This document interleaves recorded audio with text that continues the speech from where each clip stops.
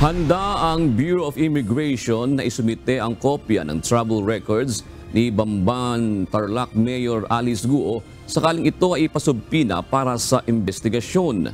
Sa isang panayam, sinabi ni Immigration Spokesperson Dana Sandoval na bunsod ng data privacy issue, hindi niya maaaring ilahad ang detalye ng travel records ng alkalde. Gayunman, handaan niya ang ahensya na isumite ito kung kinakailangan sa investigasyon.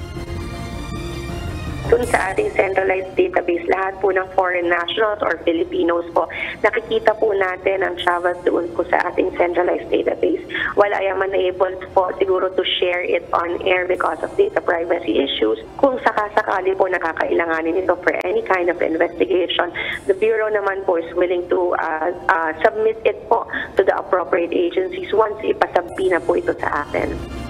Si Mayor Guo ay kasama sa mga iniimbestigahan ng Senado dahil sa hinihinalang kaugnayan nito sa ni-raid na Pogo Hub sa Bamban, Tarlac noong Marso.